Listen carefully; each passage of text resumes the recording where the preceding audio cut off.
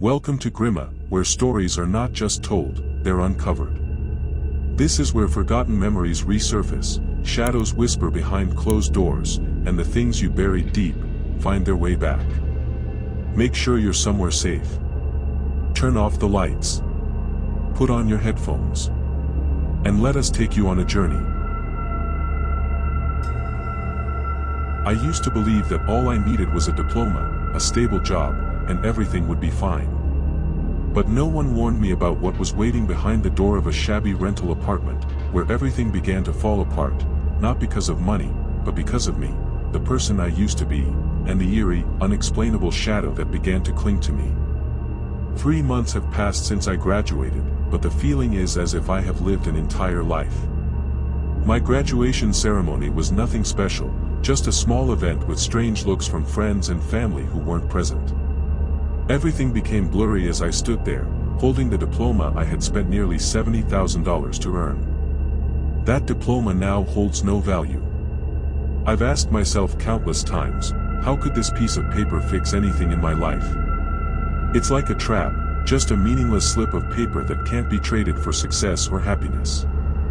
After many failed interviews, I finally landed a job in the city, but the salary was barely enough to cover my meager meals and a few gas refills. My savings quickly ran out, and the car I was driving had become my only home. Every night, I slept in the back seat, my body aching from curling up in the cramped space, with hastily folded clothes hanging on the passenger seat to keep them from wrinkling. I comforted myself by telling myself it was temporary, but every morning, looking through the cracked windshield, I felt more helpless. Finding a place to live near work was a distant dream. The affordable apartments, though close to the company, were still 2 hours away by bus. When I saw an apartment just a 10-minute walk from work, I didn't hesitate. Although the building looked run down and the rental room seemed more like an abandoned shack, I signed the lease without a second thought. I felt like I had no other choice. That apartment became my refuge when everything else seemed to fall apart. The landlord, a thin man with evasive eyes, seemed like he was selling me a secret he didn't want to reveal. When we stepped into the rental room, I could feel the cold, oppressive air fill every corner of the place. The floor was damp, the walls peeled, and strange cracks appeared in the gloomy room. Everything looked old and filthy, but I had no choice but to accept it. When we entered the bathroom, I felt a strange difference. Something felt off, as if this room held an unexplainable secret. My eyes were drawn to the old, cracked mirror. On its cloudy surface, I could see my own reflection, but it felt like something else, something not quite me, was staring back. Ever since I moved into this apartment, a strange feeling has followed me every night. Unidentifiable sounds began to appear each night. At first, I thought it was just the creaking of the old building. But gradually, these noises became more distinct, as if someone was moving around the room, footsteps echoing on the floor. I tried to check, but there was never anyone there. Every night, when I lay on the rickety bed, I would hear footsteps. A soft knock on the door, as if someone was standing outside, but I never dared to open the door to check. Every time that knock sounded, a chill and fear rose in my chest. But I couldn't escape. I had nowhere else to go. This was the only place I had left, and I had to face it. One night, when I woke up in the middle of the night, I heard a faint rattling sound, as if someone was dragging a heavy object across the floor. The sound continued, growing clearer, as if someone was getting closer to me. I held my breath, trying not to make any noise, hoping that I was just dreaming. But the noise kept going, steady and relentless. I decided I had to find out what it was. I jumped out of bed and walked into the living room, my eyes scanning every dark corner of the room. It felt like someone was watching me, an invisible presence surrounding the room. I could feel my heart pounding in my chest, and my hands and legs began to tremble. Every step was filled with tension, as if I was getting closer to something unbearable. When I stopped in front of the old mirror in the bathroom, a gust of cold air blew into my face. The mirror reflected my image, but the reflection didn't seem like me. My reflection appeared distorted, and the eyes in the mirror glowed strangely, as if a spirit was staring at me from within. I couldn't tear my eyes away from it. I wanted to turn and run, but an invisible force held me there, making me stand frozen, unable to move. Suddenly, I heard the sound of breathing behind me. I turned around, but no one was there. No one stood behind me. My heart almost jumped out of my chest. I took a deep breath, trying to calm myself, but the sound wouldn't stop. I ran out of the room, feeling like I was being watched by something beyond reach. The next day, I didn't dare talk to anyone about what had happened in the apartment. I felt embarrassed for not being able to explain the strange sounds and unexplainable phenomena. But that presence continued to haunt me. It felt like someone was watching me, from the moment I woke up until I crawled into bed, never leaving me. I decided to try to learn more about the history of this apartment. Maybe this place had once been home to unfortunate souls, maybe people who had disappeared without a trace, or maybe it held some dark secret. I went to see Mrs. Cartwright, who lived downstairs, hoping to find a clue. "Do you know anything about this apartment?" I asked, trying to keep my voice steady. Mrs. Cartwright raised an eyebrow and looked at me as if I had asked a foolish question. "This apartment? It might have once been the home of a family, but they left a long time ago. The whole building is like that. Many people who lived here are gone now. Some died, others disappeared mysteriously." She spoke to me as if it was an obvious thing. But when I asked for more details, she just shook her head. "It's old news, nobody knows for sure. Anything can happen in old buildings like this." That only made me feel more frightened. I couldn't explain why the sounds only occurred at night, or why it felt like someone was watching me all the time, everywhere. But one evening, something happened that made it impossible for me to ignore anymore. One night, as I was lying in bed, I heard a strange sound. At first, it was just a soft whisper, as if someone was saying something from the corner of the room. I opened my eyes and looked around, but saw nothing but darkness. The whole room was so quiet that I could hear my own breathing. But then, the breathing that wasn't mine echoed, right next to my ear. My heart tightened in fear. It felt like someone was standing beside me, breathing so close that I could feel the cold breath on my skin. I didn't dare to turn my head, because I knew no one would be there. I closed my eyes, trying to convince myself that it was just a hallucination. But then, the sound came again, this time clearer, as if someone was standing right next to my bed, staring at me. I couldn't take it anymore. I jumped out of bed, quickly turned on the light.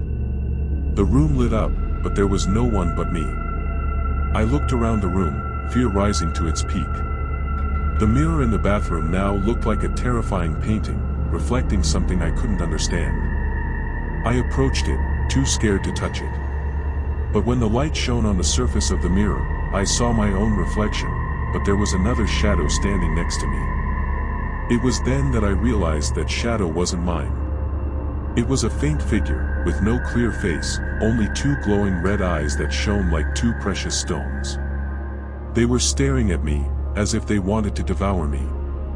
I screamed and rushed out of the bathroom, my heart pounding violently in my chest. The next day, I tried to escape the terrifying thoughts of the mirror and what I had seen that night. But it haunted me, and I couldn't escape it. I decided I had to investigate more about this apartment. Maybe I had missed something important. I began to carefully observe my room. When I looked at the wall to the right of my bed, I noticed a strange crack. It wasn't an ordinary crack, but a long, deep line that stretched from the bottom to the top, running along the height of the wall. What was strange was that when I pressed my hand against the crack, I felt a cold breeze pass through. It felt like touching an object that had been forgotten for a long time, cold and incredibly still. I decided to investigate further. I took a small hammer from my toolbox and gently tapped the crack. A hard, sharp sound echoed, and immediately, a large piece of the wall fell away, revealing a dark, hidden cavity inside. I couldn't believe my eyes. Inside wasn't rough bricks, but an old wooden door, barely visible unless you looked very carefully.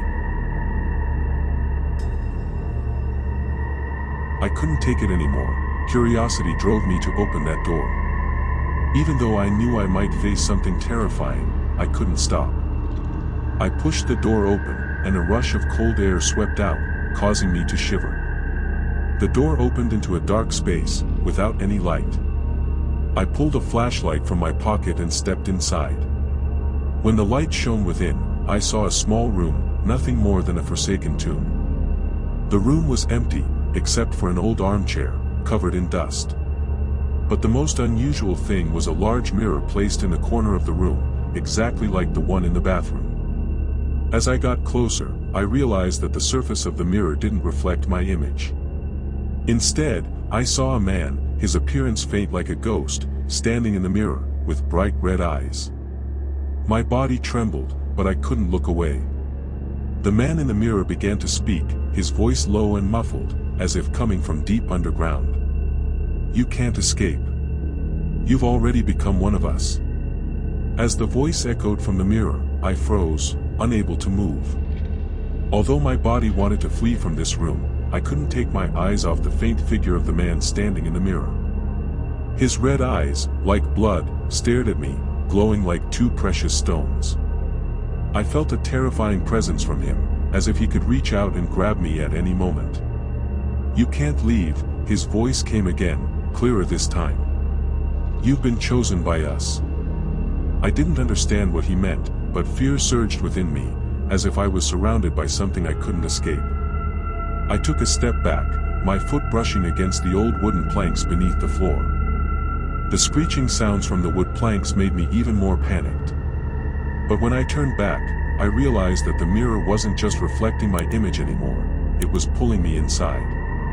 I tried to turn and run, but before I could do anything, an invisible force dragged me closer to the mirror. I barely had time to scream in panic as my body seemed to be held in place by an unseen power. My head spun, and in just a moment, I felt myself being pulled directly into the mirror. I don't know how much time passed, but when I opened my eyes, I was no longer in that dark room.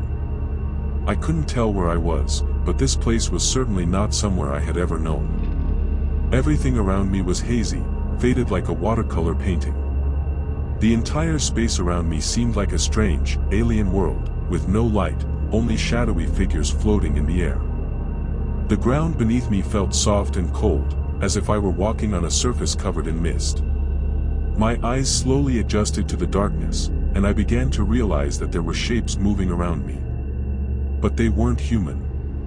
These creatures had strange, vague forms, with bright red eyes staring at me, as if they were looking for a way to approach. I couldn't speak, overwhelmed by a suffocating sense of being surrounded, trapped to the point where I could hardly breathe. With each step I took, those figures drew closer, and a terrible sensation rose within me. I looked around, searching for a way out, but there was no escape. Suddenly, a familiar voice echoed through the space. It was the man's voice from the mirror. "You've arrived," his voice reverberated throughout, as if mocking me. "You've become one of us.